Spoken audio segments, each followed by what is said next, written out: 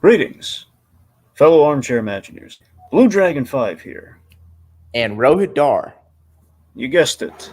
It's been 40 years already. We're here talking The Karate Kid for the 40th anniversary. We're doing a little retrospective podcast on it for a number of reasons. I think the most prominent of which, and serendipitous of which, being Cobra Kai's last season is right around the corner, and, accident or no accident due to strikes and so on and so forth, kind of times out to be like the 40th anniversary for like for the thing that started it all. So it's kind of fitting. We're kind of beginning the end of that journey, and we kind of should go back to the beginning of said journey. We love us some Cobra Kai, and Cobra Kai, has kind of really, I think, given everyone a deeper appreciation for the Karate Kid. So why not celebrate a little? That's what we're here to do. We're gonna kind of reminisce and kind of talk about the Karate Kid. So yeah, Rohit, do you have any you have any history or nostalgia or like any thoughts on the Karate Kid? So, in regards to the Karate Kid franchise as a whole, my initial experience with the Karate Kid was like most other people was with the first movie, and I didn't really get to it wasn't until after watching the first one or two seasons of Cobra Kai, I think eventually got into watching Karate Kid 2, 3, even 4, and I especially watched the 2010 Karate Kid movie. So like I've have as much interest, knowledge, and love and appreciation for this franchise. Although some people will know like the ins and outs more better than me. In rewatching this movie, I really grown to I really have a full understanding of why this movie was such an impact beyond just, oh, this is a movie about a kid learning martial arts. And as soon as we can get into sort of the nitty gritty details, I think there's just a lot that made this movie work, not just for that year, but I think let sets a firm and stable foundation for all other entries in the Karate Kid films and in Cobra Kai. And I think in rewatch this movie, you really get to understand why this movie is so impactful to many people who watched it in theaters and later.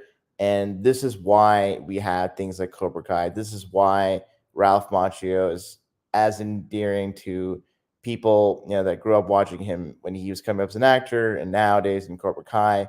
Uh, this film just works on so many levels, and I think when we go, scene by scene or just the whole enchilada, you really start to appreciate the people behind this movie and the heart and grit that went into making this movie work as it did. Okay. Yeah, I look back in the Karate Kid, definitive '80s classic. One of the definitive '80s classics. Of course, you look at like some of the best best decades in movies. I think '70s and '80s really, they're very top tier. And I believe the first time I saw this was Karate Class of my own. And I think I had an enjoyment of it. I think just in general, I mean, I was a Dragon Ball kid, so the fact that the third act's like a tournament, I mean, that was really cool to me, you know. But yeah, it's an underdog story, It's very much. I mean, to distill it down, it is Rocky for the next generation. That's kind of what it was. It I want to say, do you remember if Rocky was 74 or 76? It was, I believe, it was 76. Yeah. Okay, 76. It would have been kind of perfect. It was 74 because then it would have been like literally like a decade removed. But the point being, very much there's kind of a connection there. It's very much it's Americana. It's the underdog story. It's a trained sport. It's a trained fighting sport. And they got so much mileage out of this movie, And especially. both movies have an Italian underdog that, Mhm. whether they win or lose, they earn the respect of everyone who sees them perform the said sport. Exactly. So that's what I'm saying. It's kind of like I just love that they're in good company with each other. I mean, it's still different movies, but there are there's kind of a spiritual bond there that I think again is very very foundational in all the right ways. So I got so much mileage out of this franchise and just out of this movie, which built into the franchise. But even it's just kind of fun how just kind of the snake, it's kind of the snake in its own tail with Cobra Kai, pun intended.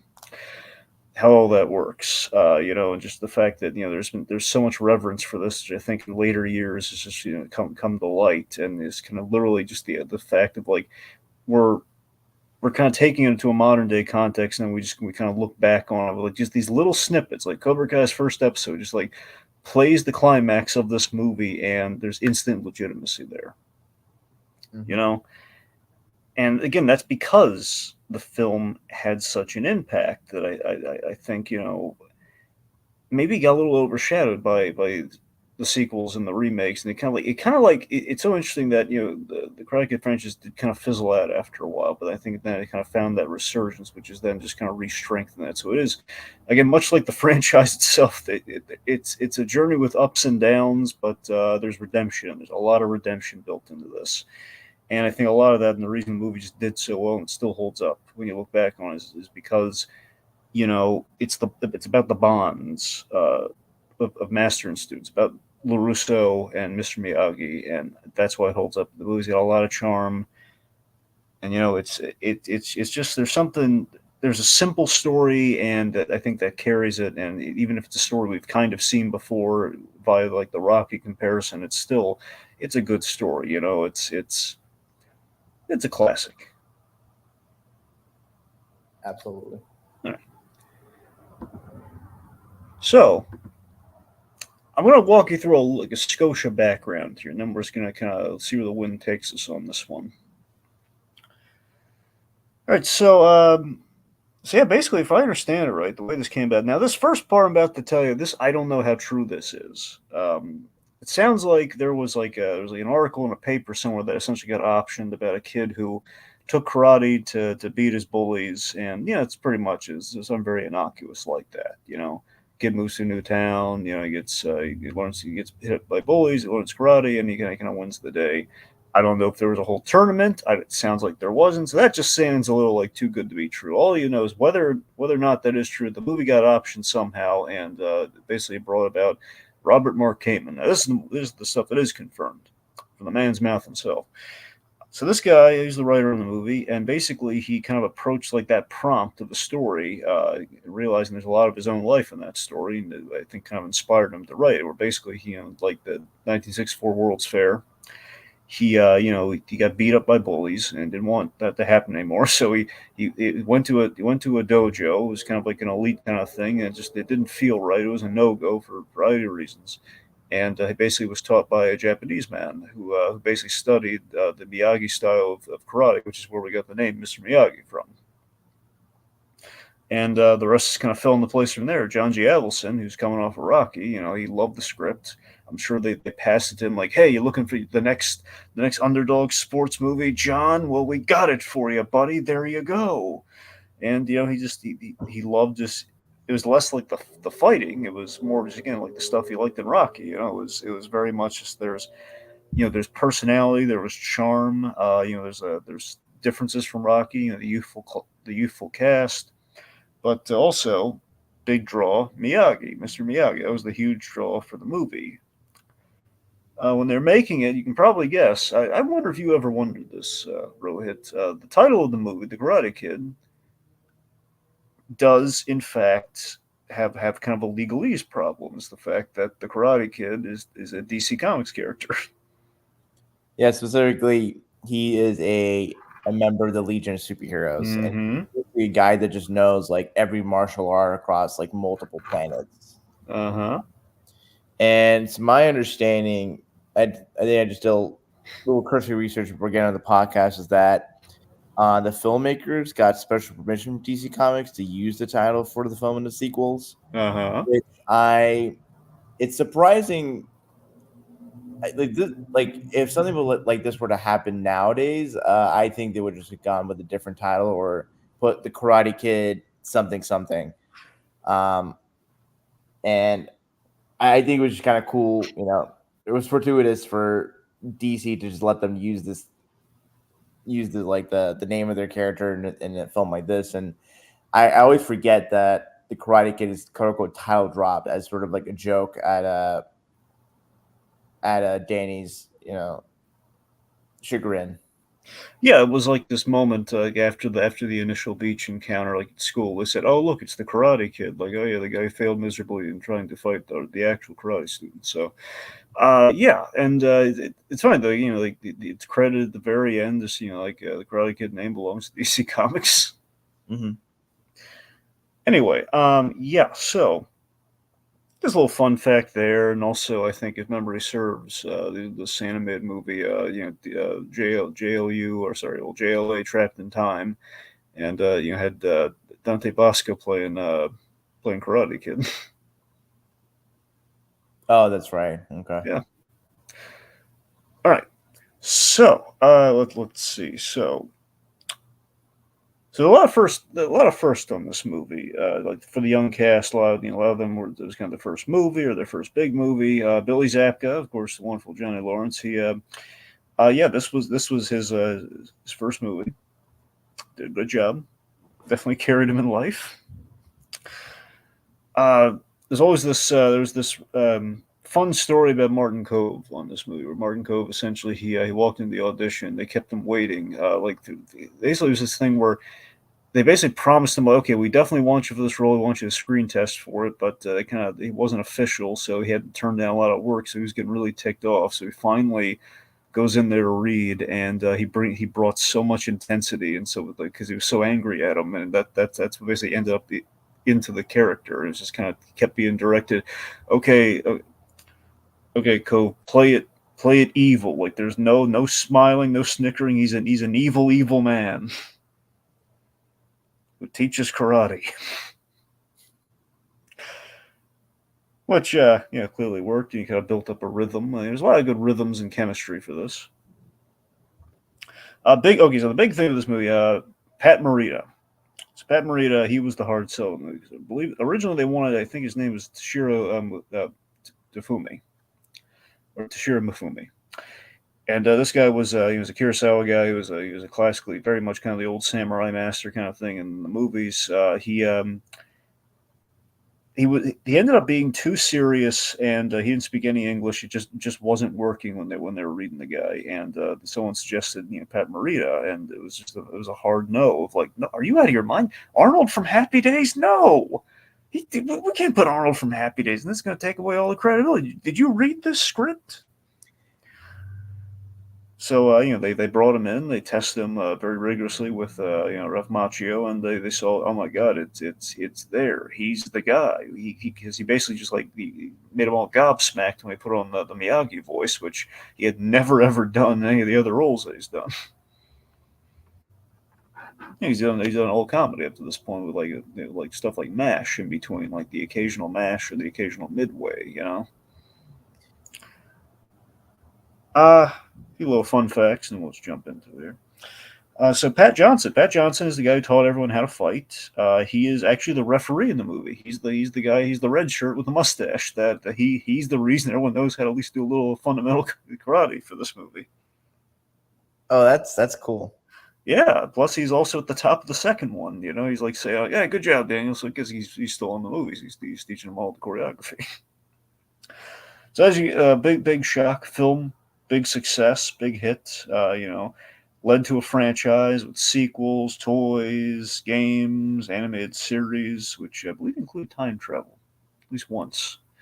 No, actually, no. Wait, there was talk of doing like a time travel thing, but no. The fact is that in the animated show was globetrotting. That's what I'm thinking of. They traveled a lot, and eventually Cobra Kai, which of course had the resurgence. Had a remake along the way, and currently we're doing a reboot. Well, I guess a reboot maybe. It's presumably a sequel to the Cobra Kai wherever we're going to leave it off, and it may or may not be kind of a reboot. It's called the Karate Kid, which was initially supposed to come out this year for the 40th, but got pushed to next year. So yeah, and Pat Morita got an Oscar nomination for this movie. Which in light of sort of what he has to do in this movie in terms of the comedy and drama, I think it is well merited a nomination on his part. Absolutely, yes. It's impressive. Like no one in their right minds would ever expect, like like oh yeah, Pat Morita nominated for the Oscar. It was like a big deal for him. It's like oh wow, this is there's something with this guy here. He knows what he's doing. Okay, we have some comments. Mutale Munashiku. He says, "Wow, the movie turns 40. Cool. Yes, it does. I first saw The Next Karate Kid with Hilary Swank before I saw the first film. Oh man, it was so nice of Hilary Swank to go to the movie with you. No, I'm kidding.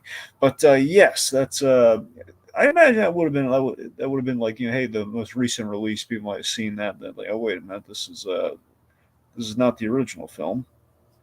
I want to go back. It's like the next Karate Kid, but I don't know. So the movie was so far removed from the original Karate Kid, just given the fact we have none of the other characters coming back. It does kind of track you would get a really fresh experience if you just went in to that one. Is like, huh. So Hilary Swank can act, but she's in the wrong movie. Okay. Oh man, Yeah. the one thing that's always popular from that movie: don't talk about the hawk. And the boot and going bowling with Buddhist monks. Yeah. Also, Walter Goggins is in that movie. Yeah, he is. Yeah. Yeah. Love the Gog. We're Mm-hmm. Gaga for the Gog. Okay. We're just So, I'm sorry, what? we're just gogging on the Gog. Yeah, we're Gaga for him. Gog in the machine. Okay. So let's just get into it, man. So we start this movie off. We have the everyman kid from Newark, New Jersey. With his mom. He's this very endearing trait of like they're very down on their luck. The car needs to be pushed. Like it's such a journey that he goes from pushing the car to go forward to eventually he earns a car in the movie. Let's talk about the movie through vehicular terms. I mean that's a nice arc. Yeah, it was sort of interesting the way this movie opens. It's kind of like with sort of the I don't know if montage is right. The sequence of Daniel and his mom Yeah, going. travel montage. Yeah, it's a bit of a like a sort of like a road trip movie. If you wouldn't know what this like the title of the movie is, oh, this feels like a road trip movie, or just this kid, come in try to fit in, and it's interesting we don't get to see Ralph Macchio's face from like when the movie opens till they arrive in California, and then you see the mom talking. She gets out of the car, and the camera zooms in. Mm-hmm. And Ralph Macchio's face as Daniel LaRusso just immediately immortalizes in my mind. Okay, he is this character, and I see like the names that were considered for the part, and this is before it was Daniel LaRusso was Daniel Weber, and man, Ralph Macchio being cast for this role is sort of like how Robert Downey Jr. was perfectly cast as Iron Man, Hugh Jackman Wolverine, Heath Ledger for the Joker, like Patrick Stewart for Xavier, all that stuff. And I think part of what makes Ralph Macchio such a great fit for Daniel is that one, I think Ralph Macchio at that time. So I'm doing research on this movie. I remember it was mentioned that Ralph Macchio had a great stand-up performance as Johnny in The Outsiders by Francis Ford Coppola, which had a lot of like hot young teen stars at the time. And I think in looking at that movie and just with his performance here, he plays a sort of like working class, street smart alecky, wise mouth that has a bit of a heart of gold. And I just feel like for any other actor, because I think the other actors who were considered this role a little bit more noteworthy, a little bit have more star power, it would detract from this movie trying to sell you the fact that this kid is like down on his luck, downtrodden. Like he's from Encina Hills, he's from Reseda, not Encina Hills. Yep. And I think Ralph Macchio being who he is in terms of background, I think the fact he's an Italian American guy from New Jersey, work class area, whatever, and it comes to, California with beach, the sun, all that, and he's kind of hobnobbing with, well-to-do people in Encina Hills. Any other actor of the cast, you couldn't really sell the visual divide between where Daniel comes from or where people like Allie and Johnny come from. Beyond just like, oh, he doesn't wear as nice clothing or whatever.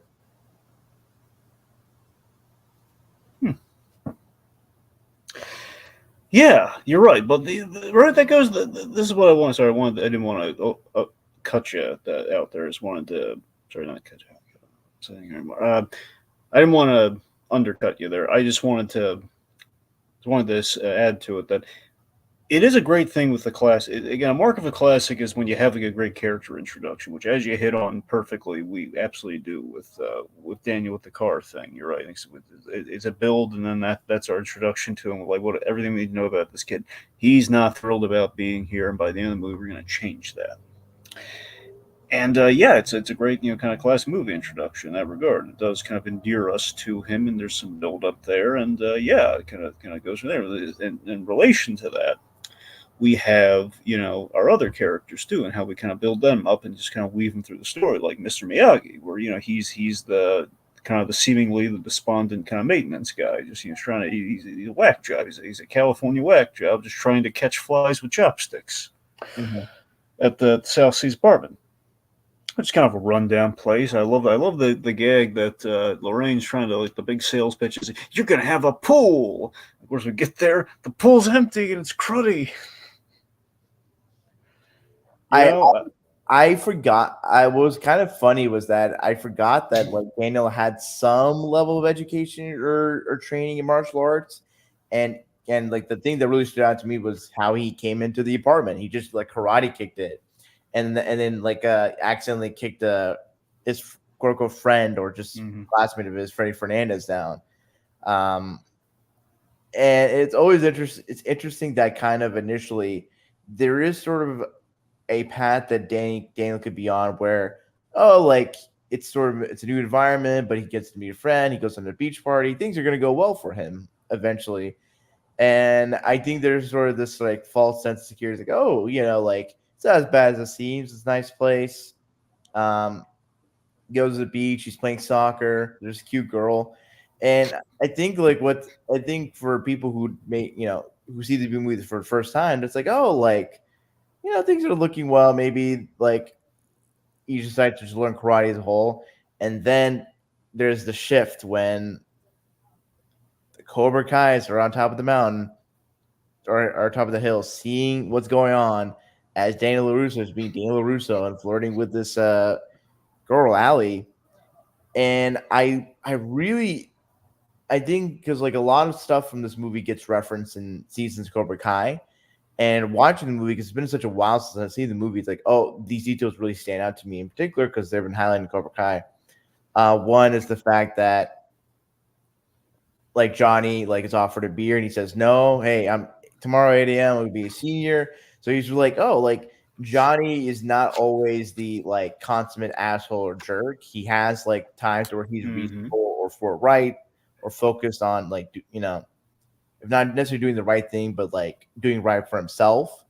And what's interesting is that I think in contrast to other movies set in the 80s and even before and after, it's like when there's a bully character that sees like our main character doing their thing with a girl that they like or what have you, it's like all the bully and then everyone in that bully's orbit is a unison that they're going to antagonize, bully, do whatever harm they can.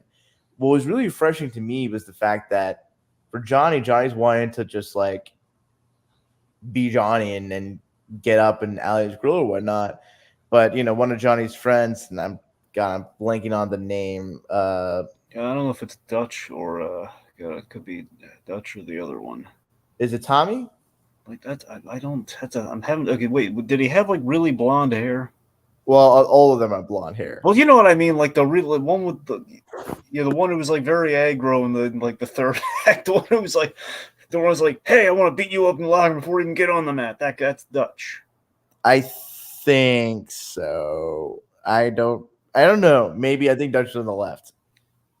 God, but one of Johnny's friends. We need a flow chart of Johnny's friends right now, but we don't have that. We don't have that.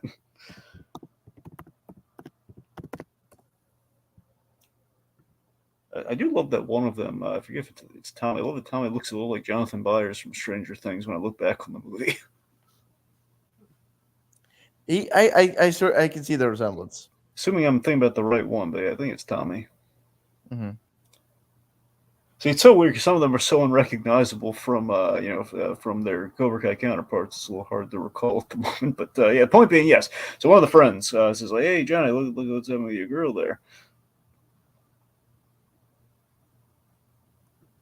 Yeah, and it's appreciated that like, oh, it's not just every bully. It's not just all they all act like bullies. Like, there's at least one or two reasonable people that it's like, hey, let's just not do it, dude. This is you can move on. And it's like, nope, I'm gonna just come in and talk to Ali. And man, Dragon, are you familiar with the YouTube video that like tries to make a case that Johnny was not the bad guy in Karate Kid? Well, yeah, a lot of people theorize that's where the whole idea for Cobra Kai came from. But yeah, I'm aware of that. Yeah, no, in that video, it's like they make it out to be that like, oh, Johnny was trying to talk to Ali and Daniel Yeah, intervened, but really, in rewatching this movie today in preparation for this podcast, like clearly Allie's communicating. No one's terms that she's not interested in talking. He takes her like boombox, whatever, and just is like, "Hey, hey, I'll give you your boombox for you talk." He's clearly being antagonistic towards her. And but Daniel, that's his way, though. That's his way of trying to like get her to he's trying to strong arm her into a conversation, but that's in his his way, deluded way. but that's not a way that other people can condone or let pass, right? Yeah, And so Daniel is reasonable in, I think, is like, hey, what's going on, and just like, hey, give it back, and but he's also inserting himself in a situation though where Allie could take care of herself. she can, but that doesn't necessarily mean that she should be the only one to stand with Johnny. And really, Johnny is like not in the right by just being antagonistic. Yeah, Here's the thing: if Daniel just say, "Hey, you should stop it," it's like Johnny is an adult. You know what? It's not my problem. Move on or be mature about it. But Johnny be Johnny. He just like throws the boombox at him and he falls down and Daniel's like slightly agitated, which I think any reasonable person would. And Johnny is just laying the like kicks on him. Just God, it's clearly like Daniels is clearly outmatched. And I think the fact that even though he has a little bit of training, it's like Johnny is a guy who's like what 2 tournaments at this time, yeah, and he's two-time winner. yeah, and the fact that like Johnny doesn't bring much of a sweat. He's not like weaving and bobbing as like Daniel's like trying to land a punch. He's not even giving Daniel time to just punch. He's just boom, boom, boom. And God, when Daniel was just laying on the sand, and then all the people are approaching. Like, no, the thing that was sad is like one, Freddie's his friends like, Mm-hmm. oh, what kind of friend you got, and they just leave on. And then Allie's trying to cover. Hey, you want me to? Can I walk you? And it's like, no, just leave me alone. And I think that what I appreciate about Danny LaRusso in this movie and in the franchise overall is that as much as he gets picked upon, as much as people that who have a lot of power, a lot of wealth can antagonize him, he is not a guy that is just kind of the quote unquote the perfect victim. He has a hot temperness, a pridefulness to him that maybe some people who can be critical about his characteristics is like, oh, he's just playing the hot Italian stallion kind of stereotype. But I think with how Ralph Macchio plays, he's not necessarily just like, oh, I'm like he's not a walking Italian stereotype. He is just a guy who has a lot of pride, has a lot of self worth issues that he has to work Well, out. also he's got daddy issues too.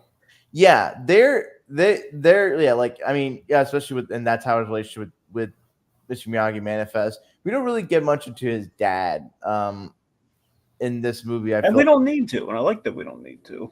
and it's not like Daniel's like, oh, has like dad like Like we don't stop the movie and say, "My dad left, and this is why I'm sad."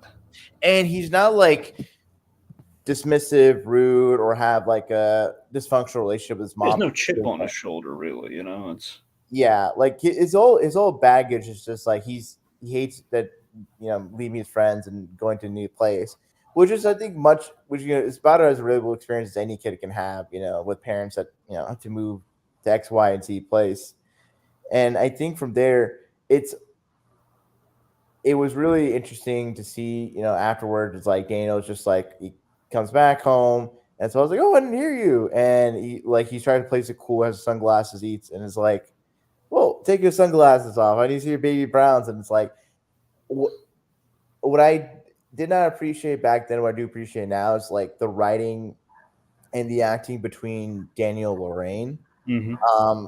They feel like such a realistic like mom and son duo. The blow up they have later is really great, where Daniel is just like he throws the bike away, and she's asking, what's going on here?" And he basically, she says, you have to tell me what's going on." And he's like, "No, you just want to hear that you just want to hear that everything's great." That's such an honest line, just saying that's what you want to hear, and I can't give that to you. He just wants to go home desperately. It's just, nothing's working out here, but obviously they're caught between a rock and a hard place. Hmm. And the line that really hurts, it's like, oh, like like violence doesn't. She's like, violence doesn't solve any, isn't the solution to problems. Oh, it's like, okay, I guess palm trees is, which is such a dig and a good callback to the beginning where it's like, oh, Danny, the palm trees. It's like, okay, I'm worried about falling coconuts. Daniel LaRusso, being from the streets, he always has like a something to say. Yeah, he's got a mouth on him, which is both his great strength as a character and his also weakness just in It his. does get him in trouble in this movie. Yeah, And like that. Well, either that or he has like he instigates. That's the thing. He instigates in situations where sometimes you shouldn't instigate. But just to backtrack, just a skosh here. It's like yeah. I don't with the whole taking what we know now through Cobra Kai and all how we've kind of we've reanalyzed certain like key moments from Karate Kid, and we've recontextualized them. We've kind of added layers to them. It's stuff like where Johnny. It sounds like to me Johnny wanted to take the opportunity that he was going to be a senior, to maybe he would patch things up with Allie. But again, through everything that we've seen Cobra Kai, the guy just his heart's in the right place, but he just again until meeting Miguel and everything, he really just he can't steer himself in the right directions, or like he just kind of act like a normal person, at least until he kind of sees the error in his ways or really gets some perspective on what led his life to this point, and like these kinds of mistakes. And again, we've kind of seen that as well through Dan LaRusso, as again, which we re-examined in Cobra Kai. Where, again, he's gone through these he's acknowledging that he was a hothead in these moments, and it did kind of maybe cost him some habits or cost him some problems, but also it kind of worked out in the end. So LaRusso did have a lot of luck on his side where Johnny did not. Let me rephrase that. It was kind of inversed where Johnny had a lot of luck up front. At least it would seem on the surface. He's a rich, he's seemingly a rich kid. He's got like dirt bikes, and like Dan's got like an average a bike. nice He's got car. like a nice car. Which he didn't have to like do a lot of wax on, wax off. Sand. He didn't have to build this. Didn't build this. For it's not an earned car. Is my point. It's so and as I'm saying, I like that they're fortunate. Those two characters are such a great yin and yang for each other, and they do kind of like reach this point of this nexus after that fight. It's like this moment that goes by in like the blink of an eye, and you easily forget about it. But it's that moment at the very end of the movie where Johnny says, "You're all right, LaRusso. You're in this," or something along those lines. You're all right, LaRusso. Here you go. And as he hands him the trophy. Yeah, But so it adds layers to him, is what I'm getting at. Like to your earlier point about Johnny Lawrence, that he's not, while he's in the pantheon of the definitive '80s bully. What we know now, what we looked back on him, and like we're doing right now, it's like this guy's got layers to him, which makes him a great '80s bully, a bully that you kind of I, like, like a I true mean, bully has layers. in fairness, though, I feel like as compared to just the other bullies in the Karate Kid franchise, especially Karate Kid 2 and 3, Johnny is like Bush League compared to like Chosen and Mike. Uh, Mike Barnes. Mike Barnes. Those guys were freaking psychopaths. They were true '80s guys. The Johnny, I will give. I mean, it's credence to the writing on the part of the screenwriter and the filmmakers, in that Johnny Lawrence is not a cartoonish like bully or cartoonish villain. He's a guy that has also a chip on his shoulder, but in a different way. Yeah. And again, I love that it's like it's an analysis on a bully without being like a spelled out analysis. Like we're not seeing his home life. We don't really know these things. We're just it's everything we're just kind of gleaming from, even before factoring in Cobra Kai. It's the fact that you look at it just in a bottle. And it's like, okay, this guy he's really well loved by Allie's parents because of his class, because of his status in life, and he is uncomfortable sweeping the leg, but he does it. Like these moments inform a lot about the character, and also he's just kind of like going about doing his stuff, like he's rolling the like assuming marijuana, is he's rolling like the joint in the bathroom, and he's not like he's moved past Daniel LaRusso in that moment, so he's not like he's not fixating like a psychopath per se. It's just more of like, hey, this guy's kind of in my orbit, and he's reminding me that I can't have Allie, and that kind of makes me feel bad about myself. So I want to take it out on him. Like this guy challenged my authority. He's like, I do this karate thing, it makes me feel good about myself, and he is he's putting a damper on that. So I'm gonna hurt him using my skills. Yeah, there's certain moments for when Johnny's like interacting, looking at, and Daniel Russo that like out of context look like some psychopathic shit. The Yeah, he way, almost kills him with that kick at the Halloween party. oh god, I just think when Daniel goes to Cobra Kai and then sees Johnny, Johnny sees him, and he just has this like smile, and it's like, oh god, this. If there was no one around, I feel like we would need to go to the San Francisco Bay to find Danny's body. But yeah, it is such a great moment though, where he's trying to be proactive and learn karate, because he like even before that, it's the fact that he took a class at the Y and he's looking at the through the magazine. Miyagi kind of sees this, and then he's trying to take a more proactive step after they almost kill him, and kind of like a Stephen King style here, like they're running him off the road, while he's on his bike and everything. So it's like he tries learning he tries to learn. He finds like, oh god, this the bullies are here. This is where they're learning it. I can't go here. It does bring about a question though. I mean, knowing what we know about Cobra Kai years later, it does make you think. What would have happened if Daniel like did join Cobra Kai? Like, do you think he like could he have like earned Johnny's and company's respect that way? And what would have happened to him? Because we've seen what happens when LaRusso kind of joins Cobra Kai in the third one, and Oh, so it does make you wonder. I think it would have been. I think he would have caught. He would have gotten so bullied so much harder if he joined Cobra Kai. Really? Yeah, I don't think there's any chance that like Hawk or like the gang like he could have turned it around. I feel like with how Cobra Kai is depicted, if he joined just with Johnny in the first one, Mm-hmm. ooh, no, I think it's like I think we got a hazing. That maybe that's on the level of Private Joker in Full Metal Jacket, Mm-hmm. but maybe like a few rungs below it. Okay. I'm just saying it was like a thing that kind of occurred to me just seeing like all the stuff we've done with the Cobras, and it's kind of like we've had bullies on the team as well as like the like it's kind of made me wonder. Yeah, I think with Kreese being the teacher, I don't think Johnny would have. Excuse me, Daniel would have fostered well in that environment. Right. Okay. Let's see. So let's talk a little bit about Cobra Kai specifically. So John Kreese, I love that with his introduction.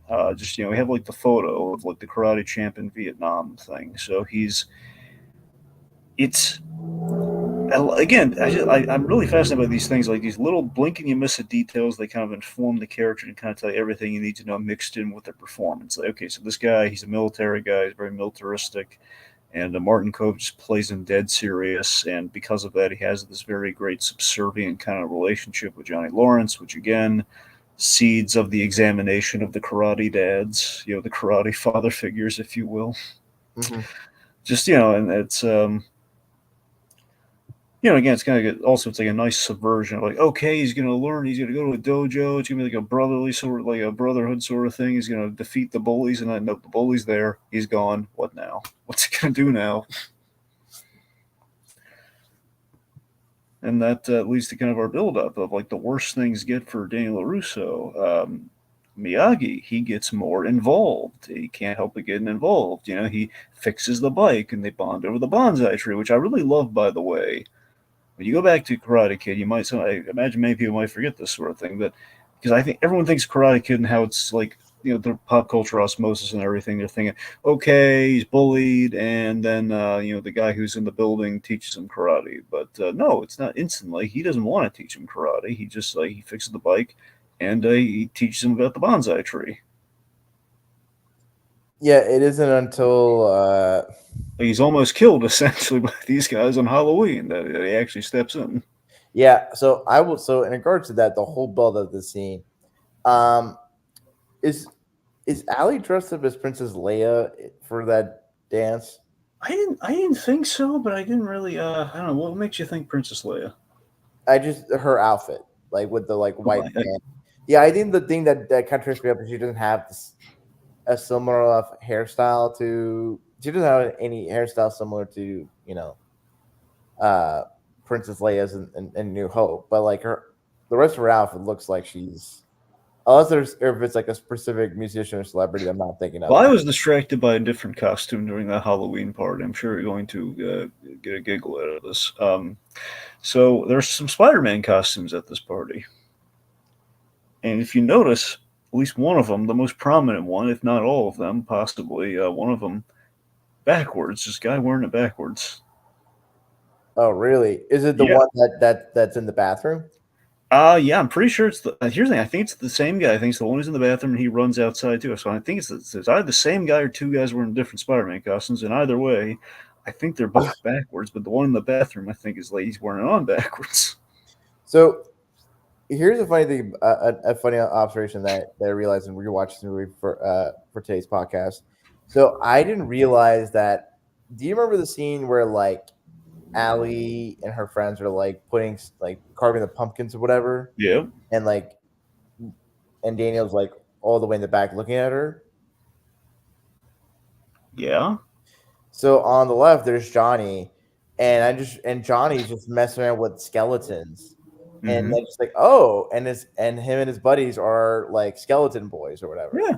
Yeah, I was like, oh, that's kind of a neat like a background thing that set up and payoff that because I just know like, oh, they wear the skeleton outfits. It's like, oh, like there's something that kind of just sets up that like not punchline, but sets up that like Easter egg to that. Yeah. No. I get you. Yeah. Also, I mean, think about this: the shower thing. If you look in the background, you see when he says, "I need a costume." You see the parts Yeah, of yeah, it. no, I noticed The that. idea that you completely forget that. Oh man, when you look at the again, as a kid, I always remember like, oh yeah, it was such a cool little neat costume. He wore like the shower get up so he could hide. And years later, when you look back, I was like, oh man, that's really nice. Mr. Miyagi made him that. I completely forgot until the rewatch this time. Like, oh, Miyagi made that for him. I thought he did that. That was really nice of him. Which kind of makes sense. He fixed the bike, so yeah, he could like kind of finagle something like that for him. And also, I want to. Here's something kind of went over my head. I love the passage of time in this movie because we go through a lot of events. Just kind of like we're in the middle of school to to Halloween to we have anniversaries and birthdays. Like we covered a wide gambit in like our 2 month timeline. I guess 2 month plus timeline. Yeah, and what's interesting to me was it's weird that I guess I don't know if you know, so like Daniel's wearing a jersey and underneath is like Yeah. outfit, and specifically a '89 jersey. Mm-hmm. It's '89 San Diego Chargers wore by four-time Pro Bowl wide receiver Wes Chandler. Oh, you're losing me. You're talking sports now. I mean, this is a sports movie. I know that. God, don't be such a nerd, Dragon. Anyway, that's all. I mean, I can't say too much because that's the only thing I know about him. It's kind of interesting because to me because it's like what Encino Hills and like where Daniel's from, they're closer to LA than San Diego. If anything, I feel like you should be wearing. Well, I don't know if LA had a football team at the time. That's neither here nor there. That was just a detail that I picked up on. But oh, I think never mind, never mind. They were the LA Chargers back then. So okay. See, I'm so happy we went on this tangent about the jersey. Yeah. Hey, it's we're just talking about. Hey, we're bringing on all details of this movie. That's true. That's true. We are. All right. Let's see. Okay, but But actually, here's something though. Is the backtrack a little with the Spider-Man thing.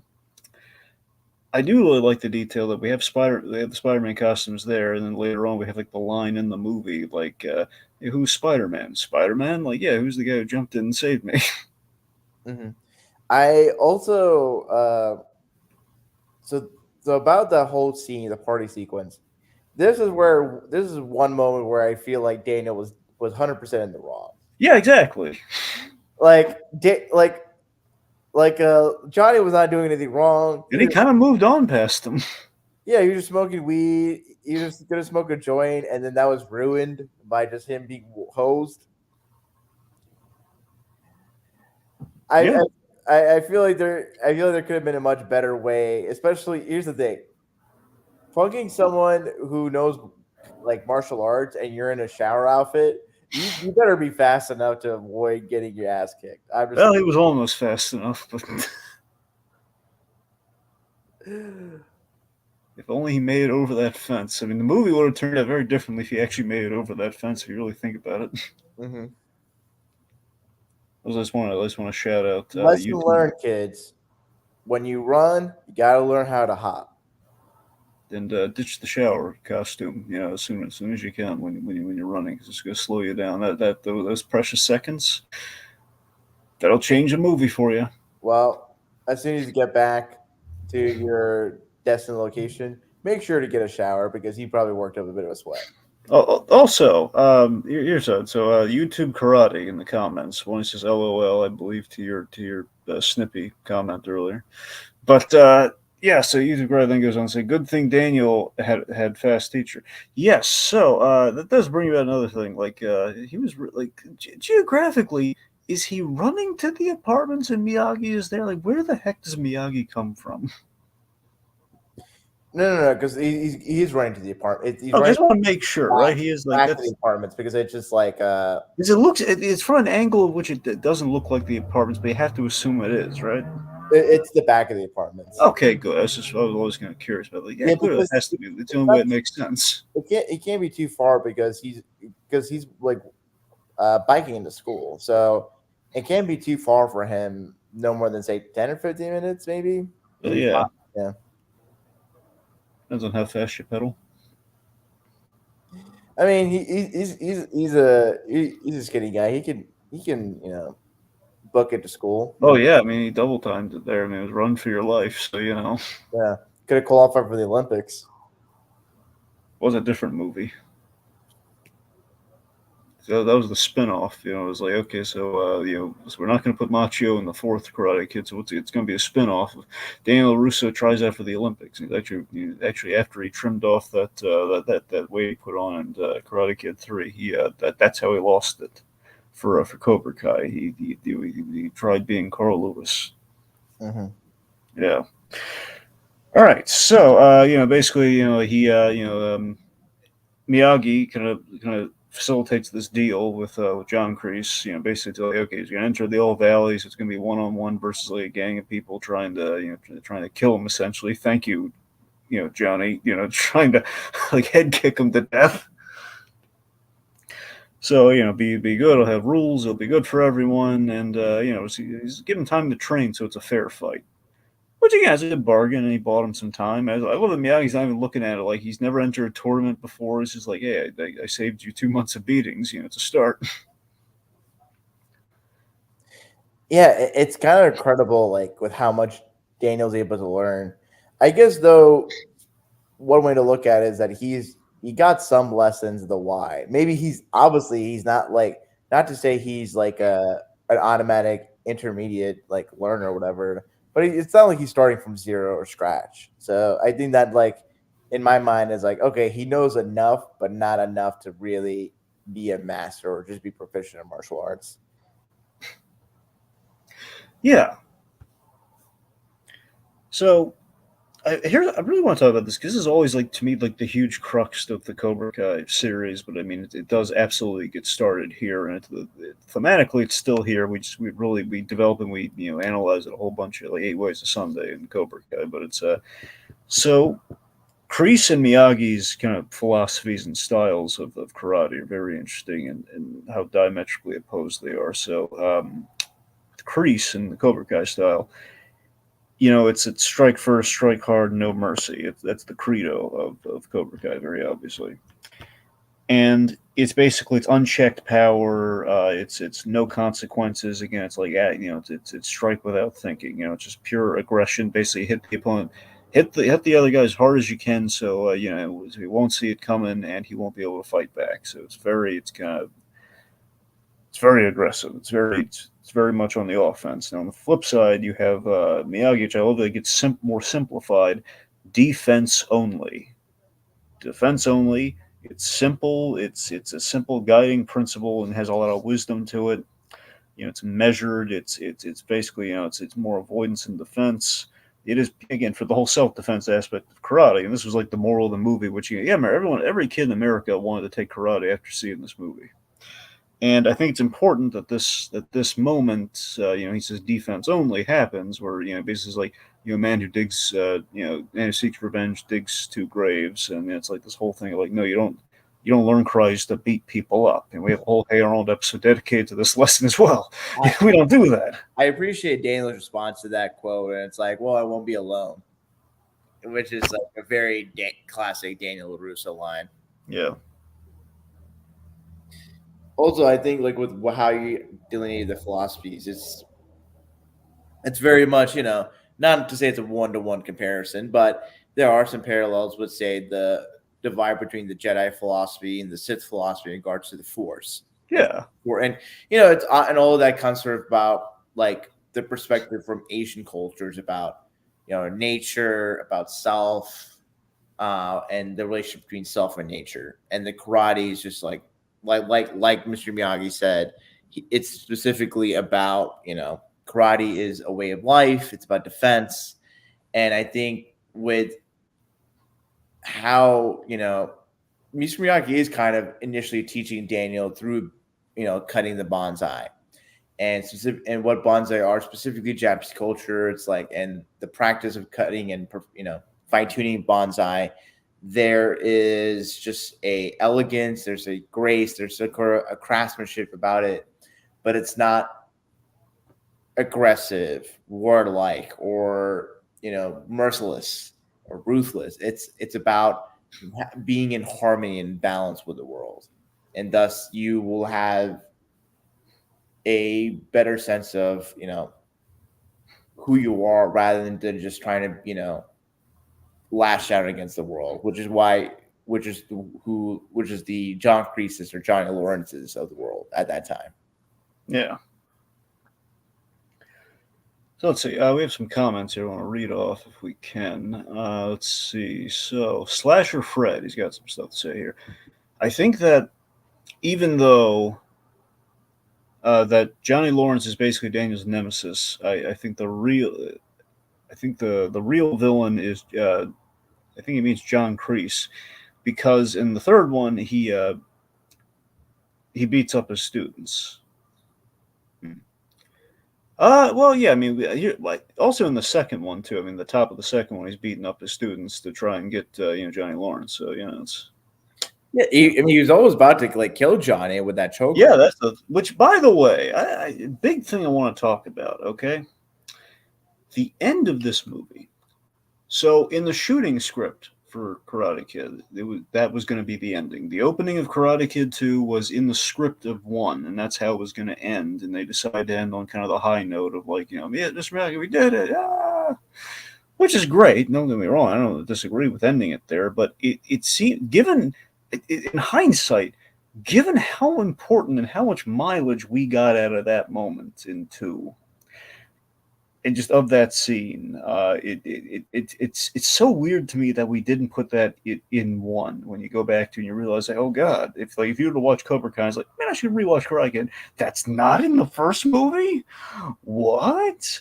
And it's so weird because again, Johnny Lawrence and Grease, they're not remotely in two after that opening scene. That's the only scene they're in, and it was a strong scene and it's a good scene, but it's this thing where that scene to me, there's two arguments for it. It feels like the reason you put it at the top of two is one, you want to see those characters again, but two, you want to set up the whole like Daniel using the whole honk move at the end of that movie. It's the only reason you open that movie with that, because we need to learn from somewhere, and that's how we do it full circle. And I get that, but it still feels like we need resolution for Johnny and the crease thing, and we don't get it by the end of this movie without that scene. I mean, how do you feel about that? Do you think we should have ended on that scene, even if it would feel a little, like it's not like the big high of highs moment? Like, how do you feel? I think where it's situated in two makes sense, because it's not just one we follow with Johnny and Crease, and two, it sets up the payoff of the honk movement.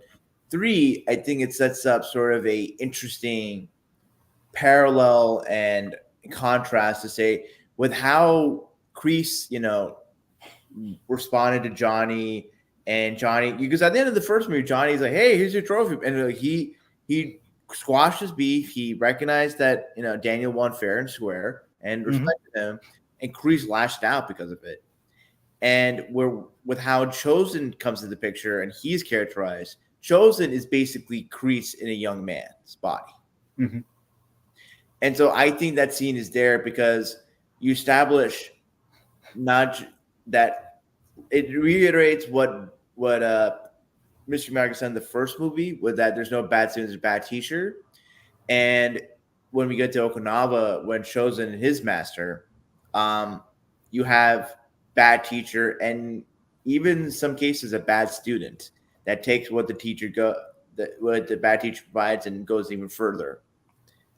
I think that scene works because then it's like, okay, we see sort of a troubled thought like teacher-student relationship, and this is sort of where the logical result of that, if it's not dealt with or resolved, humanely or compassionately, you have someone like Chosen that's like almost about to kill Daniel at the end of the second movie. Yeah. All right, let's see. Slash Fred. I think that the character of John Kreese is suffering from PTSD because he believes he's fighting a war. He basically is training his students to fight his imaginary war. Well, that's yes and no. I mean, we did retroactively. We add a lot to John Kreese's character in Cobra Kai, and we see there is PTSD there. Even if you won't admit there is PTSD there, and essentially, but I don't want to give. I would recommend everyone watch Cobra. It's a great show. Season 4 is a little iffy, but it's a great show. Regardless, we did get some we got some good backstory on Kreese, and we saw that he was kind of traumatized by karate in a sense, and that's where he got the snake gimmick. And so I mean, it stands to reason that he's basically kind of to basically achieve. It's kind of a vague. I don't want to just bring the whole Jedi Sith thing back, but it's kind of like sort of like a vaguely kind of Jedi thing of like cut off your human ties and you achieve like a higher level sort of mentality. Where I guess Kreese, you could say, sees himself as a Jedi in that regard, like what his calling being a higher one, where he basically in inflicting his trauma on the people and. Well, that's a Sith way of thinking, right? I know it's a Sith way of thinking, but at the same token, though, it's also like that weird fine line between the Sith and the Jedi, where it's like sever the human ties, where the Sith want the human ties. So, to defend the Jedi philosophy, the Jedi's emphasis is upon not creating attachments, because it's less about we don't want to be human. It's more about you are a human being that has emotions, feelings. We recognize that. But in order to do about the job of being a Jedi, which is both a role that combines the religiosity of a monk with the martial prowess of a knight or warrior, you have immense power. You have an immense connection, responsibility, and attunement with the wider force that surrounds and encompasses all living beings. And the if one were to have too specific attachments to any one or a few people, it clouds your judgment and ability to make hard decisions that benefit the greater welfare of the people and the preservation and enforcement of the value of the force and the power of the force. Whereas for the Sith, their emphasis is upon feeding to your emotions, like give into your rage, your anger, your wrath, and all sort of negative emotions, and let that give you immense power. And the Jedi philosophy is just sort of you know a mixed mass of Buddhist ideals. And in Buddhism, it's you are don't necessarily have worldly attachments. It's not because you're necessarily aloof or you don't care about people. You care about people in a more larger scale, wider context to where you can't necessarily prioritize one other person's well-being or welfare at the cost of the many or several other people. Well, that's a real hit. I'm not saying you're wrong about any of that, but that still feels. If you look at what you're saying right now about all the beliefs of the Jedi, I think Kreese sees himself as a Jedi by that logic. Like he's seeing like that's what he's doing with like like the kind of perpetuating what Cobra Kai is all about. See, I think it's less. I think he doesn't see himself as a Jedi. He sees himself more as like. I think there is some merit to the military or warlike framing because here's the thing: for his photo on the wall, it's not him in a karate gi. It's him in his like U.S. Army Ranger outfit. Yes. Two, I think when Johnny talks to Well, he didn't have it. We learned he never got a gi when he was in the military, though, so that doesn't really count. no. In the 1970-72 karate like there's not a photo of him like at the tournament or like you know what I'm saying? It's like okay, if you win a tournament, there has to be like a photo of you in your like karate attire or whatnot, right? He didn't fight with his like Army Ranger outfit at a karate tournament. You get what I mean? Right. Oh, right. Two, when Johnny's talking to Allie at the at like the fancy party, the dance, and it's like, oh, we'll call it a truce. And Allie's like, well, we're not at war or whatever. And three, I think the way like the just sort of the way like Kreese runs his dojo, it very much is evocative like a drill sergeant in like a war movie. That's like, all right, if you don't do this, give me 60 push-ups on your knuckles or whatever. That kind of like there's a regiment, there's a drill mentality.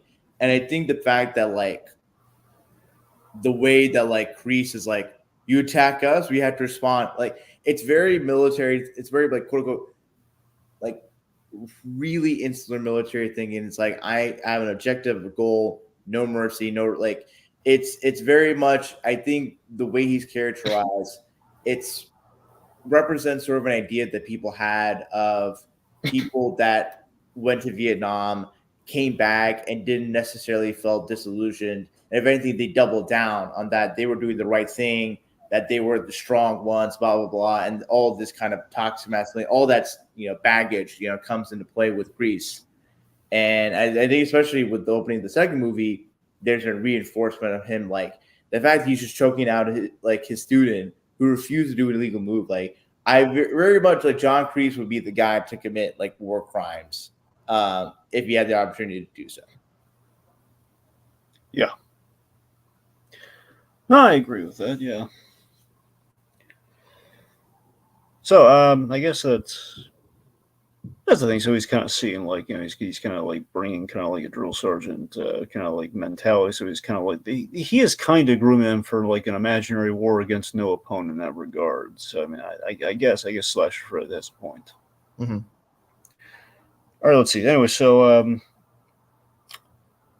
let's see. Okay, anyway, so the other thing with the Miyagi kind of style of karate is, in addition to defense only, its balance is key. Like that's very much like the key to unlocking, like the last stages of I guess enlightenment, if you want to look at it that way. for the training. Literally like he's on the boat like trying to maintain balance, and he's on like the stumps by the beach. So we have the iconic lessons. This is like the big hallmark of the movie. Everyone remembers. Of course, like with Rocky's training montage, we have the like the training of Daniel Russo, where it's like all these skills. Um, it's like the skills worth learning are never glamorous. Like wax on, wax off, sand the floors, you paint the fence. Very mundane stuff. Just like taking this nice little compound that Miyagi has, and just kind of like making it nice. And He's not doing a thing. He's not like hitting trees or anything. He's not like causing destruction. He's building stuff. He's making everything pretty. mhm. And it kind of makes sense for how for why Mr. Miyagi teaches Dana the way he does, because probably likely when he was growing up, like he didn't go to like a dojo and had like like a gi and all these kind of fancy stuff. Like probably the way his father taught him was through the means that are available to him. And so probably as a kid, he had to like paint the fence, wax up, like all these menial chores. And the way his father taught him is that like what does Mr. Miyagi say? Karate is a way of life. These are all things we do in our daily lives to maintain our house or whatever. But it's all about like karate is not just fighting. Karate is in up here in your head and down and right below in your heart. And I think the way Mr. Miyagi is teaching is about, all right, I'm not teaching you how to fight, I'm teaching you how to live.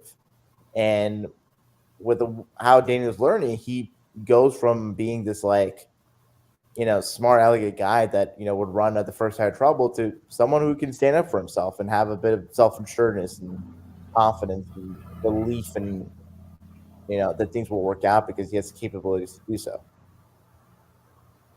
I mean, it is very much kind of boy becoming man of a story, and he's given him the life tools and the guidance. And again, if you want to look at the whole father figure thing, is against kind of the paternal kind of guidance to get there. Yeah, and with both Mr. Miyagi, Mr. and John Cleese, we have a path to become a troubled man and a path to become a good man. Yeah. And of course, we have like the awesome reveal that he just kind of calls it. You just had me do all your housework for you, aren't you? And then he has him demonstrate all the moves, which essentially and this is based off a real thing. So the writer, again, him being in Daniel Russo's shoes, he did actually go through this kind of stuff, and he learned like the whole if you he's basically building muscle memory through all the continual just kind of mundane tasks. He's built excellent muscle memory that can double his karate skills. Yeah. Which is a great idea, just from a writing standpoint. It's just like that's a great. It was on your nose the whole time. He was building towards something. Maybe you didn't know exactly what, but it's like, oh god, it's like all the circular motions. It's great. Mm-hmm. All right, so let's talk about Pat Morita's Oscar scene. So this scene, the studio almost cut this scene out of the movie. They said like, no, it's slow. It doesn't really help things, but it was a very strong scene, and obviously took him to the big party. So it's the anniversary of his wife and son's death, and we basically learn a lot about Mr. Miyagi here. He was in war. Again, parallels him to John Kreese a little. Mm-hmm. You get the Medal of Valor. And this is what's tragic about it. So also, this is a very personal scene for Pat Morita for many reasons. One, Pat Morita, he had one of the most tragic lives you've ever heard of. Like this guy, he could not catch a break. So many bad things happened to this poor guy. Like the age of 2, like he had like a spinal condition. Where like he was not expected to live, and if he did live, he'd have like he'd never walk. And there's like some sort of procedure, and it was like so he basically lucked out there. So there was that, and then of course he grew up in internment, and there's a lot there. So similarly, it's kind of what we explore here. So at the Medal of Valor, yet his wife who was pregnant with child was in internment camp, and she went into labor, and no doctor would see her. No one would help her, which led to complications during the birth, and they both died.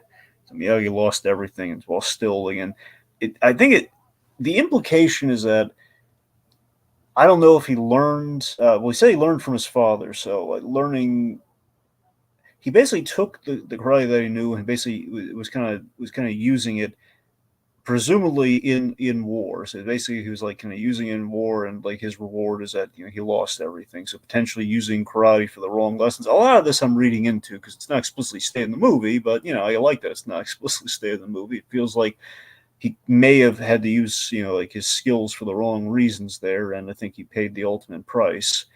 And it's just it's sad. It's sad that he lost all that, and we see just this really vulnerable side to Miyagi, where he's getting drunk in the middle of the night, and Larusso kind of like returns the favor and he puts him to bed, and he kind of it's kind of Larusso possibly having his first drink with kind of his father figure there. But also, it's kind of a very formative experience for him because I think for and not just in the stories, classic stories of boy and transition man, but I think just in our personal lives, I can't speak to, I can't speak to personal details, but I think it's for as a young boy, or just a young kid, seeing a parent being in a very emotionally vulnerable state is kind of eye opening and transformative in one's experience because I think growing up as kids, you always see your parents or parental figures, mentors or coaches, whatever, in a certain elevated light. And I think with seeing Mr. Miyagi or just someone that in that kind of position, you kind of to mature fast and be a lot older mentally and emotionally than you would be because of that particular experience and knowing sort of the frailty that even the people you look up to have. And I think that, after the scene with how Daniel approaches his training and just his relationship with Mr. Miyagi, I think this helps to kind of like, I think Daniel like saw Mr. Miyagi as like, oh, he's kind of like a superhero or whatever to like being a guy who who gives the life lessons he had because the life he's lived had to force him to learn those lessons the hard way. I love that after this scene, we see the inference to be made is that Daniel finds balance inspired by seeing that side of his mentor. He's alone on the boat. He's kind of has it all in hand now. Like he seems to have been really getting the hang of it, and then he kind of has earned like the whole learning how to punch thing. So I really like how that works, and also I think the scene is kind of symbolic of while it's tragic, I think it's also kind of symbolic of the importance of cultural relationships. Mm-hmm. Basically through Daniel and Miyagi, where they both kind of fill a need within each other, and it's a positive learning relationship between two cultures. It's kind of where it's hope for the younger generation learning about Miyagi and learning about kind of what happened to him, and he's horrified by it. It's a great sobering kind of moment. And this is me just reading into everything. It's if you look another way you can look between Kreese and Miyagi and the styles of karate. There's that you kind of have like Reagan '80s karate in a sense, where it's very much like very kind of like, hey, we're kind of like again, it's like Cobra Kai on the verge of franchising. I'm not saying like he's necessarily franchising now. We know they kind of go that way, or at least he's kind of like thinking that way in later installments in the franchise. So it's the idea of like here's kind of like the big business version of karate. It's a dojo in town. It's popular. It's got a lot of rich students there. It's pricey. Mm-hmm. So it's kind of like a bit of a consumerism kind of vibe, which again, if it's given that we're in the '80s, maybe a little bit of like I'm not saying Reagan just like to throw Reagan in there. I'm just saying in terms like it's a very American kind of thing, American karate. It's very waspy with, Sure. with sort of the demographics and Daniel being like an Italian American kid from New Jersey. I feel like it's if the Karate Kid was made nowadays, and I know there's a 2010, but I think it was made in the United States.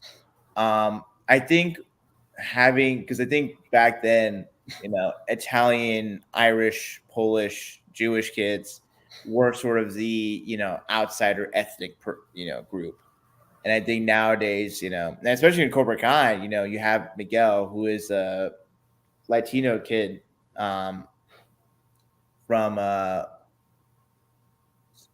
I want to say it's Ecuador. Well, I mean, we go to Mexico in the third season. So. No, but he's not from Mexico. His Well, dad. his father's there, so we're saying that he's not from there. No, he's like a kid. Like what I'm saying is that like Daniel and Miguel occupy sort of similar roles in their respective stories, being sort of the ethnic outsider or someone that's like not part of the uppity up of society. Is what I'm saying. Which Right. is and I think it's an interesting point about sort of the American, it's not like a McDojo because it's like obviously it's like well run, but I think there is sort of it's it's basically you have the conscious of karate being a philosophy, and with John Kreese, it's like It's an industry yeah, almost. it's like it's a business that is sort of like the way it's run. It's like it'd be some in another film, like if you were to see just how Cobra Kai's run, you would think it'd be something out of like those like fake commercials in RoboCop. Yeah. Yeah, very much like the OCP commercials or all like the Frank Millery kind of commercials in RoboCop. Yeah, Yeah. I got you. So yeah, now again, just speaking of just kind of the '80s stuff and kind of the '80s isms, we have like a lot of again we kind of see the class separation between Daniel and Allie, with her and her parents. We have some fun locations like golf and stuff. Love that. We'll be kind of revisit that years later too. We have like the scene at the country club where poor Daniel gets like all the spaghetti spilled on him, which then leads to kind of our '80s misunderstanding of just like but thankfully condensed versus I think what an '80s movie usually would do is like we don't have many scenes of an apology. It's just like one scene, where he kind of like says, I saw Johnny kissing you," and it's like, well, yeah, and then she hit him. You missed that part, Mister Spaghetti-O. But yeah. Man, the one thing I wish I didn't know that this was an actual scene until it was referenced to Cobra Kai. That there was a scene of Johnny wearing the white, we're in the white blazer. is that the scene where one of them gets hit with blueberry pie? Oh no, I thought you were talking about the whole. Like, there's a fun little reference to this scene in I believe it's the end of season 2 of Cobra Kai, where it's like he's going to like this party and he's wearing like the white J. He's like, "Hey, you must spilled all that spaghetti on me." So like Johnny avoided like Daniel's like bearing witness. I was like, oh man, that guy gets all blocked. No. I was seeing the fact that there was a scene that's actual deleted scene for the first Karate Kid where is it Daniel that throws blueberry pie at Johnny or the other way around? I didn't see that deleted scene. I don't know what you're talking about. Yeah, there's a deleted scene in the original Karate Kid where hold on. Yeah, there's a blueberry pie scene where it's basically I want to see it. Let me try it. Yeah, so they're at school and let me see. Oh yeah, Daniel's the one who like smears. It's basically they're at school, they're talking crap, and Daniel takes like a blueberry pie and smears it on like Johnny's like shirt. Mm. But yeah. All right. Let's see. Okay. Let's see. So we got to talk about the birthday scene. Huge hallmark of the movie. I completely forgot about the significance of this.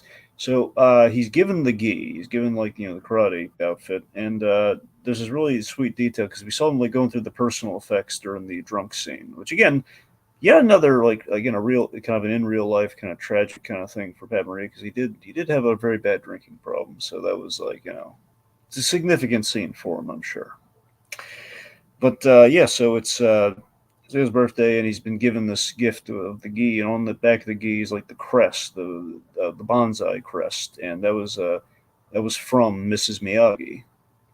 So the fact that that gi actually has extra significance, like that's something that Miyagi's wife made. I completely forgot about that, and I thought that was really nice. Yeah, I forgot about about Mr. Miyagi celebrating Daniel's birthday. Oh, And really? You completely forgot about the whole birthday scene? no, I think when I saw it, like I remember like Mr.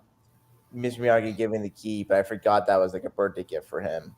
And when I see it happen, I was like, well, where's Daniel's mom? It should be like this And is they mentioned that, like, oh, yeah, she's doing like a surprise thing that he kind of knew about. So yeah. I was thinking it's more oh maybe she's just like couldn't make it because she like has to take the late shift at work or whatever, and so that's why Mr. Miyagi is doing the birthday thing for Daniel's son. Yeah. yeah. Anyway, so we have Choose big moment. He gives him the car, one of the cars he's painstakingly washed and waxed the whole movie. Mm-hmm.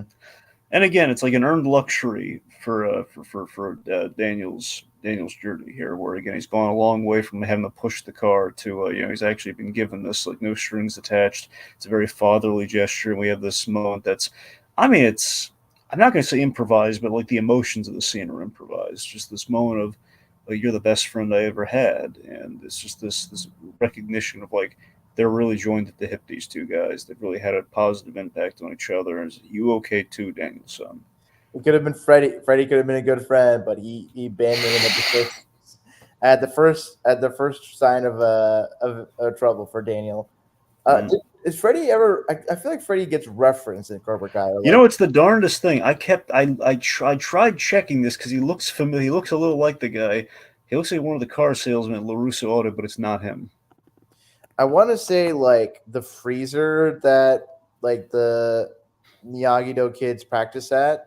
Yeah. They like work at in his. Oh, you might have said Freddie. Let me use this. It's possible, but I don't know. Yeah, no. So like the meat locker thing that the Miyagi-Do students work at, Yeah. it's Fernandez Meat Company. Hey, you're right. Oh wow. Yeah. Again, like some of the greats, they used every part of the buffalo in Cobra Kai. Everything but Hillary Swank. That's all we're missing. Goals for the last season. She's busy solving mysteries in Alaska. God. I'm still convinced that girl was like her daughter in the movie, the one that was like Anthony's kind of sweet on.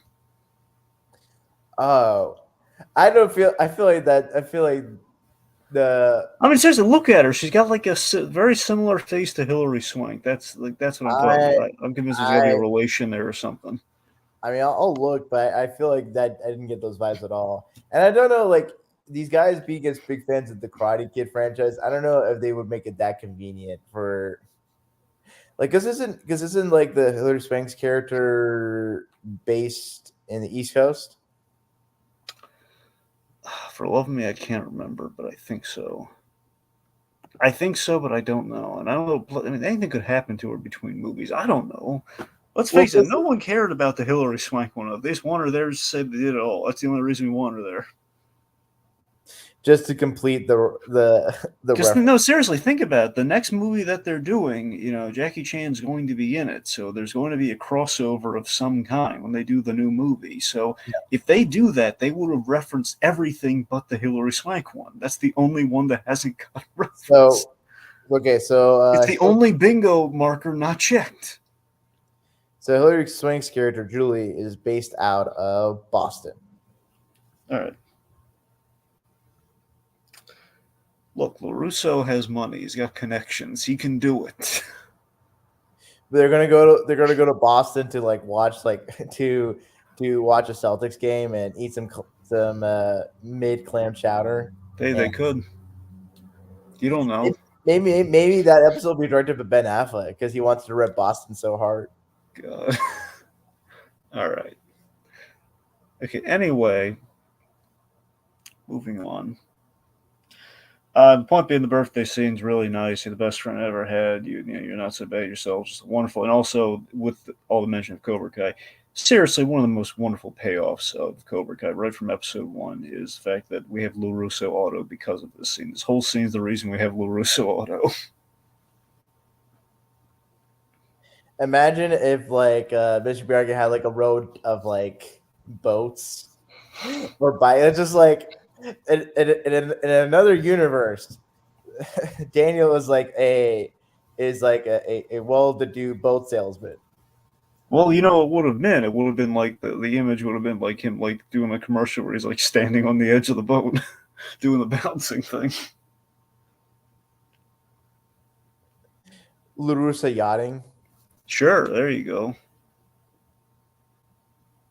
He's like He, doing like instead of the king of the world, he's doing look, I'm balancing on the edge. he does specialized cruises around the Japanese coast Yeah, with day trips to Okinawa. sure. Okay, anyway. So let's talk about the tournament. So tournament, it's the All Valley. It's saved to the very end with like the aesthetically. I always love. It's so funny when you look back on this and Cobra Kai because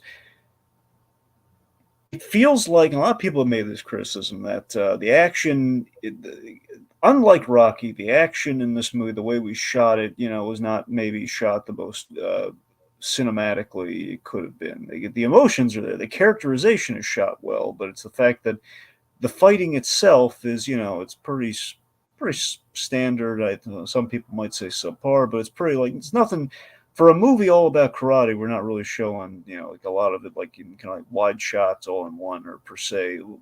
Well, maybe not that. Just it feels like we're doing a lot of cuts and we probably shouldn't. And this is interesting because if you look at earlier on, the director made efforts to like when we have Miyagi and Larusso doing these really great scenes of acting together. There aren't any cuts. They're done in oneers. Well, maybe not oneers, but they're done like they're not really moving the camera, but like we're doing it all in one take. The conversations, like a lot of the scenes where Miyagi kind of like spots some wisdom and they keep going. So it's like during like kind of the big monologue scenes.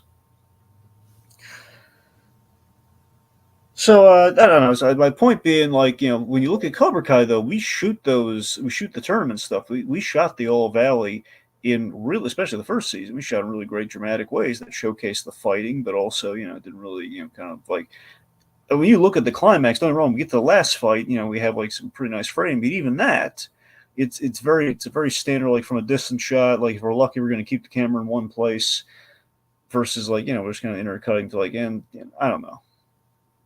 I'm not making any sense with that at all, am I? I think what you're trying to say is that in say Rocky and Cobra Kai, we get to see the like impact of hits. We get to see Yeah. our actors really show out their physical prowess.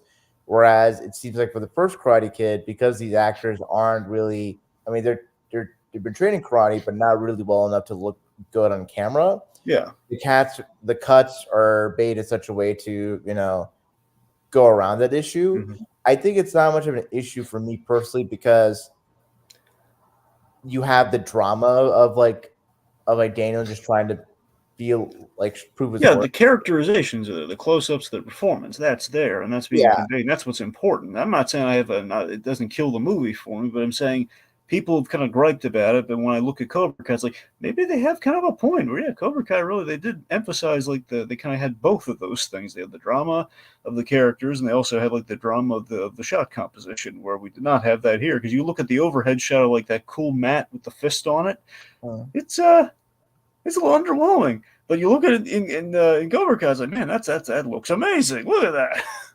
yeah. I think part of it was just like because what the first movie.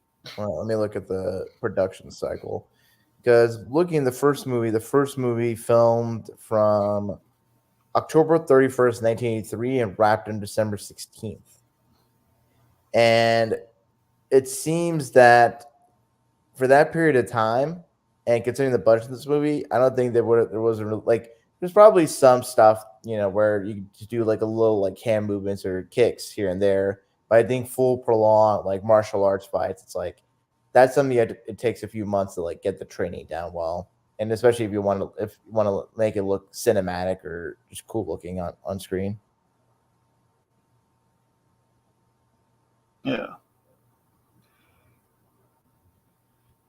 All right, let's see. Also, another kind of iconic kind of '80s kind of moment there. We have the "You're the Best Around" song, which again, it's like one of those things where you have an '80s movie that's associated with a specific '80s song, and I think that's this was it for Karate Kid. Mm-hmm. So yeah, it's a nice montage. We get to kind of get through things like yeah, okay, you know, you're the best around. Let's ever bring you down. I don't know. It's kind of nice. So for is it? Am I? I think a friend of mine texted texted me this little factoid. That song was originally for a Rocky film, correct? Uh, well, I mean, are you asking was it used in Rocky or was it like intended to be used in Rocky? Intended. I, I don't think so, but I don't know. I mean, I never doesn't ring a bell like that being like a song they're going to use, but I don't know. Let me kind of do some brief. Let me check. Huh. It was originally intended for. So according to Joe Esposito, who performed the song, um, he said that the song was originally intended for the Rocky 3 soundtrack, but was replaced by Eye of the Tiger. And it also was intended for the Flashdance soundtrack in favor of Maniac by Michael Cimbalo. But eventually, the Karate Kid's director John Avildsen liked the song so much he used it in the movie. There you go. We all learned something. Mm-hmm. All right. Let's see. Yeah, real quick. Slasher Fred earlier said there was a movie from 1990s which was very similar to the Karate Kid called Sidekicks. It had starred the late Jonathan Brandis, who I believe was in Neverending Story 2, which this character daydreams he's fighting crime with Chuck Norris. You remember Sidekicks? It was probably a movie before my time because this is the first I've heard of this movie. Well, aren't you a special snowflake, my friend? Yes. So sidekicks. Yes, that's essentially exactly what sidekicks is. Basically, this kid keeps daydreaming. He's having these action adventures with Chuck Norris until he actually, lo and behold, meets Chuck Norris. I didn't say it was a good movie. I'm just saying that's what the movie is. All right, it's not a great. It's not a great action movie. It's just pretty much like it's like a kid's fantasy of an action movie. It's essentially what it is. Good to know. All right. Probably makes a funnier nostalgia critic review than the movie itself. But yeah. Okay. Anyway, big final match. We have Larusso versus Johnny Lawrence, and the Cobra Kai's have basically crippled Daniel. And it's really nice that we have like an earned win for Larusso here because it's kind of the Rocky thing where could go either way. It could be a thing where he wins, but it's like a people's champ sort of thing. Or in this case, he doesn't need to win. Miyagi is made sure like he doesn't need to win. He doesn't. It's very much just about earning the respect and just showing he could go the distance, which essentially is a very Rocky thing. But I love the way in which we package it here, where it's like it's basically he needs the knowledge that he did everything he could. That otherwise he'll be imbalanced in life because he'll always be wondering like could he did he not have it in him? Yeah. Yeah. So we have Miyagi doing his hand move, which is a really cool thing. Where we have like the Bill Conti music and everything playing. Your Bill Conti to get to the music for Rocky as well. He's doing that, and we have like the big dramatic music as he fixes him up. It's good. Oh, by the way, how great was like the whole black belt little moment too? I think the funnier in regards to that is like Mr. Miyagi is like in Okinawa, belt is just rope that keeps your pants up. Yeah. Which that's a real thing. From what I understand, that's a real thing too. Where I want to say it was like a stateside thing where they added like the color of the belts and the whole thing, and they basically like took karate stateside. But it was like this thing where I'm sorry, well, it's exactly what you said. The string to keep the pants up, and we have like this great line in the movie too of like, well, what belt are you? Canvas, J.C. Penney, 387, ha ha ha. But just hear that the fact that he needs like a belt classification to actually go up against like the enter in the tournament. So he basically kind of makes a black belt and he kind of snags a belt and hands it to Al. It's a really nice slick moment. I always enjoyed it. Mm-hmm. All right, anyway, so again, we have the big bout here. Daniel's healed up enough, and he's going up against Johnny. And Kreese cannot have the blow to his ego that all of his students were beaten by this one kid. So it's like sweep the leg, Johnny. A line so good it's in Deadpool 2. It's a good moment. And is also the title of a song that's basically a love letter to the Karate Kid movie. Much true too, but yeah. So down to one leg, Daniel uses the crane kick, which now here I completely forgot about the significance of the crane kick. Given that Miyagi's father was his teacher, this move specifically, the crane kick was passed down from like all the men in Miyagi's family. So this is a really touching. This is kind of like this is kind of like a big father son moment between the two of them here, where he uses the crane kick. He's very much, he's done a lot of things that have impressed Miyagi. He caught the fly, which he's been trying to do the whole movie. Caught the fly on like his first try. Mm-hmm. And now he's doing the crane kick, so it's a very proud moment, and even earns Johnny's respect despite being kicked in the face, and he's well, we see what happens to him in Cobra Kai. There's going to be years of just kind of refinding himself. But the point being, get kicked in the face, and he's kind of the better for it. And yeah, we can end on we did it, Mr. Miyagi. Yeah, it's like yeah.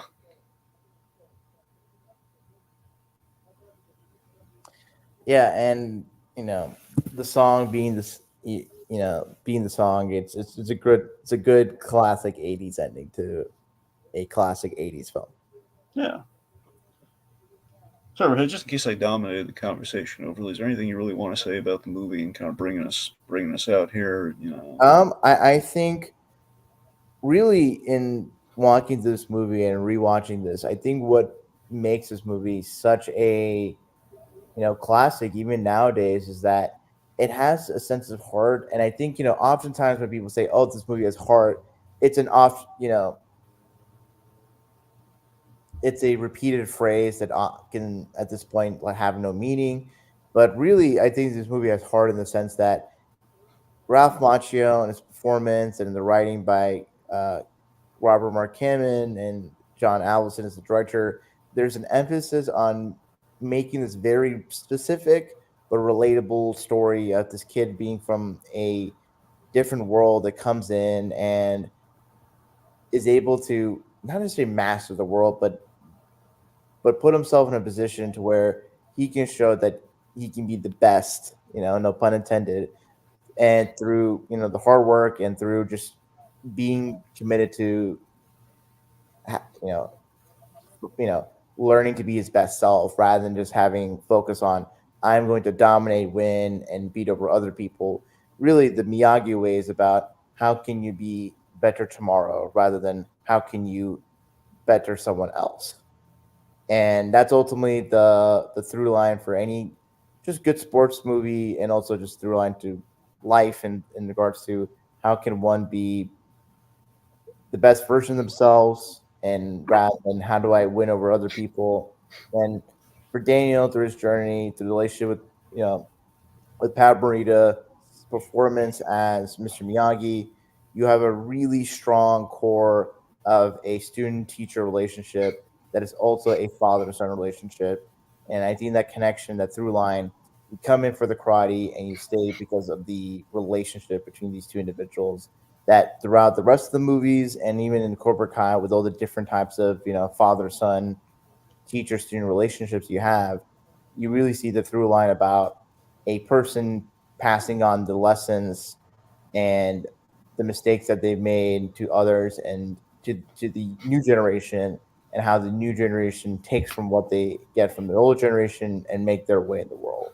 And that's kind of a constant internal cycle of storytelling that makes Karate Kid and then everything afterwards in that universe, in that world, so resonant, because we all, have been the student and will eventually, whether voluntarily or not, become the teacher, whether directly or indirectly. So I think for anyone that has not seen this movie or hasn't seen this movie in a while, I would endeavor everyone to rewatch this movie and really appreciate sort of the pure distilled storytelling that's all about how can one learn to be in balance with the world.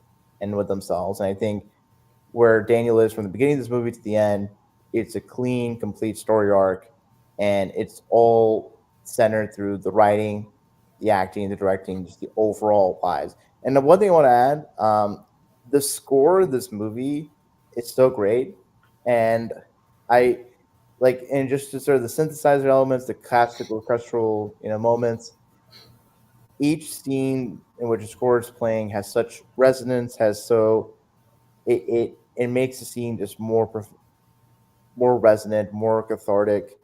And I think for anyone that's thinking about like great scores in 80s films and whatnot, I think the Karate Kid is definitely like a cut above some of the others in that class or category.